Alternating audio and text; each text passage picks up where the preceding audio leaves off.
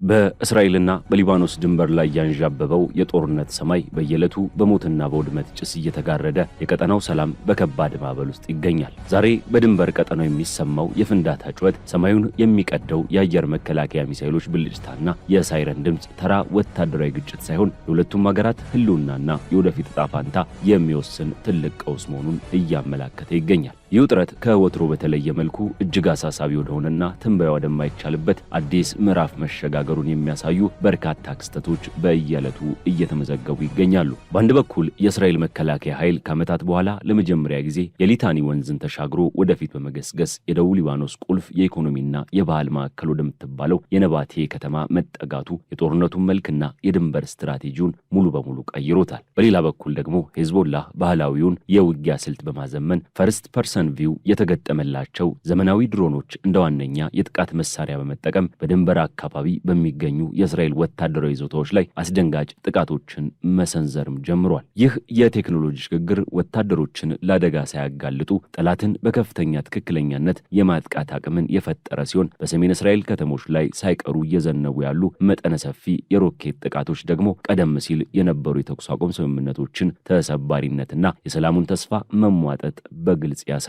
ነገር ግን ከዚህ ሁሉ ስትራቴጂካዊ የኃይል ሚዛን ፍልሚያ ከተወሳሰቡ የድሮን ውጊያዎችና የፖለቲካ መሪዎች አስቸኳይ የደህንነት ግምገማዎች በስተጀርባ ቃላት ሊገልጹት የማይችሉት እጅግ አሳዛኝ የሆነ የንጹሐን ዜጎች ሰብአዊ ቀውስ ይገኛል። የፍራፍሬ እርሻቸውን ጥለው የተሰደዱ ገበሬዎች፣ የህይወት ዘመን ልፋታቸውን በአፈር ላይ የተደባለቀባቸው አባወራዎችና በጦርነት እሳት ውስጥ የወደሙ የህፃናት ህይወቶች የዚህ የፖለቲካና የውትድርና ውሳኔ ዋነኛ ሰለባዎች ሆነዋል። ዓለም አቀፉ ማህበረሰብና የአረብ ሀገራት የመረጡት አስፈሪ ዝምታ እንዲሁም የተዳከመው የዲፕሎማሲ ሽምግልና ጥረት ቀውሱን ይበልጥ ተስፋ አስቆራጭ እያደረገው ይገኛል። የትንታኔ የድንበሩን የጦርነት ስልት መቀየር፣ የቴክኖሎጂ ሽግግሩን፣ የኃይላትን ስትራቴጂካዊ ውሳኔዎችና ከጦርነት ማዕበል በስተጀርባ ያለውን የሰዋዊ ቀውስ ጥልቀት በአጽንኦት ይመረምራል።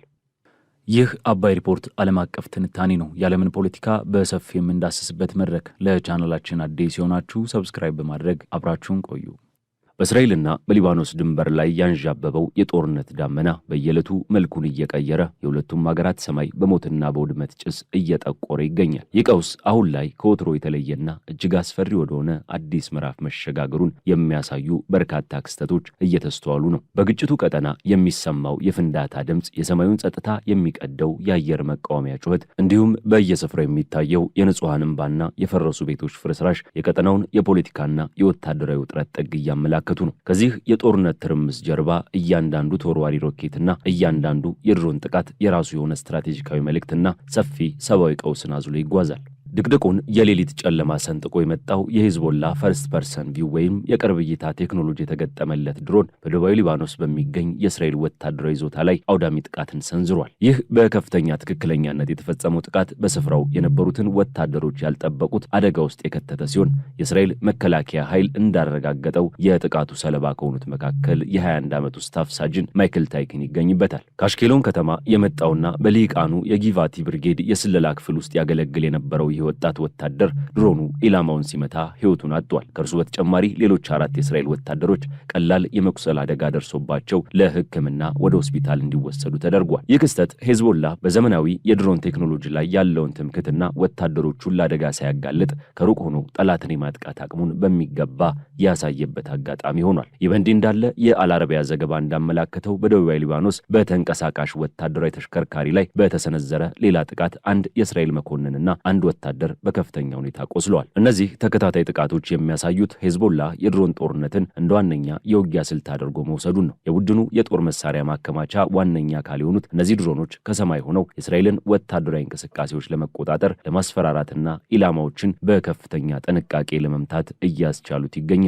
ይህ ስልት የቡድኑን ተዋጊዎች ከመስዋዕትነት የሚታደግ ቢሆንም የድንበር አካባቢውን ውጥረት ግን በየዕለቱ ወደ ባሰ ደረጃ እያሸጋገረ ይገኛል። ከድንበር ተሻጋሪ ጥቃቶች፣ ከመድፍ ልውውጦች እና ከድሮን ኦፕሬሽኖች ጋር ተዳምሮ አካባቢው የዕለት ተዕለት የሞትና የፍርሃት ቀጠና ሆኗል። የእስራኤል ምላሽም በተመሳሳይ መልኩ እጅግ ጠንካራና ስትራቴጂካዊ ለውጥን ያመጣ ሆኖ ተገኝቷል። የእስራኤል ጦር በደቡባዊ ሊባኖስ ለሚገኙ 7 መንደሮች ነዋሪዎች አስቸኳይ የመልቀቂያ ማስጠንቀቂያዎችን አስተላልፈዋል። ይህ ማስጠንቀቂያ የተሰማው በአሜሪካ አሸማጋይነት በዋሽንግተን ከተማ ታሪካዊ የተባለ የደህንነት ውይይት ከተካሄደ ከአንድ ቀን በኋላ መሆኑ የዲፕሎማሲው ጥረት ምን ያህል ጫፍ ላይ እንደቆመና ተስፋውም እየመነመነ መምጣቱን ያሳያል። ቀደም ሲል ለቀጣዩ ሳምንት በመጀመሪያ ታቅዶ የነበረው አራተኛው ዙር የድርድር ሂደት በዚህ አዲስ የጦርነት መባባስ ምክንያት ከባድ ጥያቄ ውስጥ ወድቋል። ይባስ ብሎ የእስራኤል ወታደራዊ ኃይል ከ2006 ወዲህ ለመጀመሪያ ጊዜ በደቡብ ሊባኖስ የሚገኘውን የሊታኒ ወንዝ ተሻግሮ ወደፊት መገስገሱ የቱርክ አናዶሉ የዜና ወኪል የሊባኖስ ከፍተኛ ወታደራዊ ምንጮችን ጠቅሶ ዘግቧል። እስራኤል ይህንን አካባቢ እንደ መደበኛ ያልሆነ የጸጥታ ቀጠና አድርጋ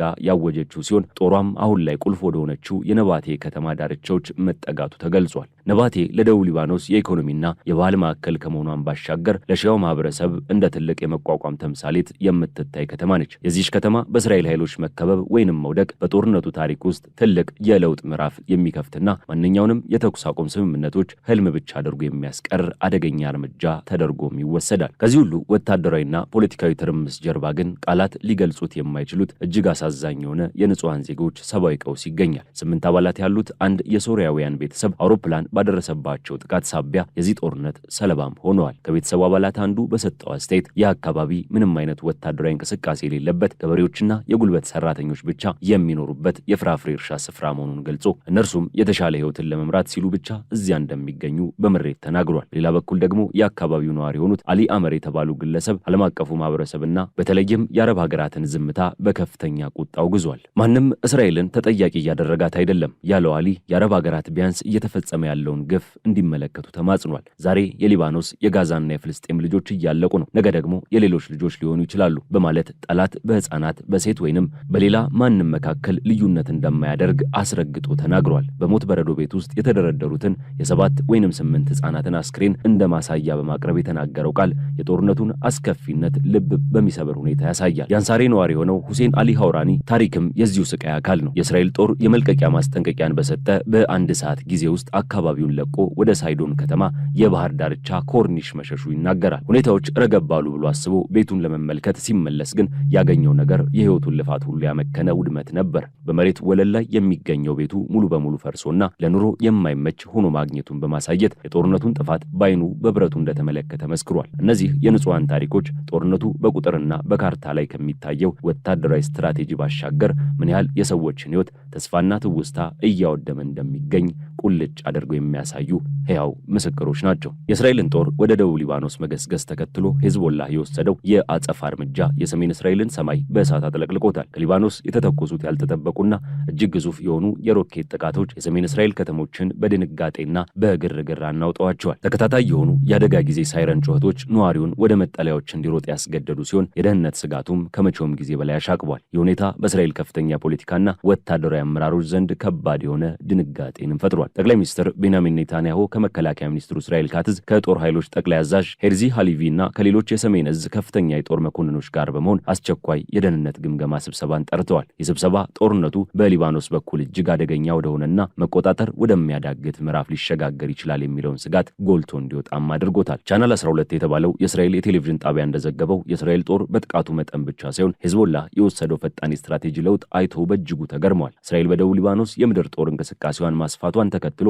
ሄዝቦላህ በወሰደው የሮኬት ጥቃት ከሚያዝያ 17ቱ የተኩስ አቁም ስምምነት ወዲህ ለመጀመሪያ ጊዜ ሳፋድና ናሃሪያ የተባሉ የሰሜን እስራኤል ከተሞች የጥቃቱ ሰለባም ሆነዋል። በማህበራዊ ሚዲያዎች ላይ የተሰራጩት የቪዲዮ ምስሎች እንደሚያሳዩት የሌሊቱን ሰማይ የአየር መቃወሚያ ቴክኖሎጂዎችና የሮኬቶች መጋጨት በፈጠረው የብርሃን ብልጭታ ተሞልቶ ነበር። በተለያዩ ማህበረሰቦች ውስጥ የሚያስተጋባው የማስጠንቀቂያ ሳይረን ድምፅ የሁኔታውን አሳሳቢነት ይበልጥ ያጎላው ነበር። ቻናል 12 ሁኔታውን ፍጹም ትርምስ በማለት የገለጸው ሲሆን ባለስልጣናት ይህንን በፍጥነት እያሽቆለቆለ የመጣውን የደህንነት ቀውስ ለመቆጣጠር ከፍተኛ ትግል ላይ መሆናቸውን አውስቷል። የእስራኤል ጦር ሬዲዮን በበኩሉ ኃላፊዎች ተሰባሪ ብለው ከጠሩት የተኩስ አቁም ስምምነት መጀመሪያ አንስቶ እስካሁን ድረስ በሰሜን እስራኤል 1099 ጊዜ የማስጠንቀቂያ ሳይረኖች መጮኻቸውን ዘግቧል። የሐዝ ግጭቱ ወደ ሰፊ ጦርነት ላለማስፋት የሚደረጉትን ተደጋጋሚ ጥረቶች ቢኖሩም የድንበሩን ዘላቂ ተለዋዋጭነትና የሁኔታውን አስፈሪነት አመላካች ነው። ከዚህ ሁሉ በተጨማሪ ሄዝቦላህ አዳዲስ የድሮን ጥቃቶች መሰንዘሩን መቀጠሉ ለእስራኤል መከላከያ ኃይል ተጨማሪ የራስ ምታት ሆኖበታል። በናትዋ ሰፈር አካባቢና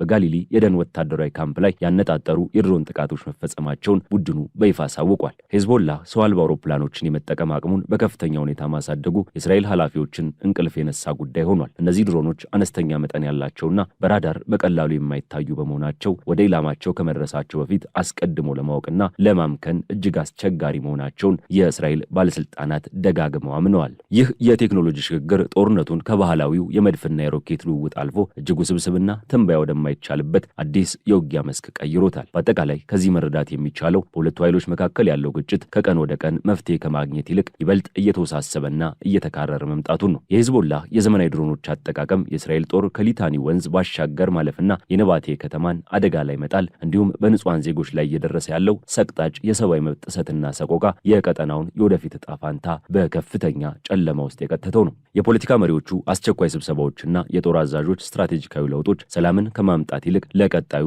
ለበለጠው የደም መፋሰስ ዝግጅት የሚደረግበት መድረክ ሆኖ ይታያሉ። የአረብ ሀገራት ዝምታ፣ የዓለም አቀፉ ማህበረሰብ የተዳከመ የሽምግልና ጥረትና በየመጠለያ ያሉ ህጻናትና እናቶች ጩኸት ተዳምረው የዚህን ጦርነት እውነተኛና አስከፊ ገጽታ ለታሪክ ጥለውት ያልፋሉ። የፈረሱ ቤቶች፣ የተቃጠሉ እርሻዎችና በየሆስፒታሉና በየበረዶ ቤቱ ያሉት አስክሬኖች የዚህ ፖለቲካዊ ውሳኔ ያመጣው የሰብአዊነት ውድቀት ሕያው ምስክሮች ሆነው ይቀጥላሉ። አሁንም የሰሜን እስራኤልና የደቡብ ሊባኖስ ሰማይ በጭንቀት እየተዋጠ ይገኛል። ምድሪቱም የሮኬትና የድሮን ድምፅ እያስተጋባች የነገውን ያልታወቀ ዕጣ ፈንታ በስጋት ትጠብቃለች።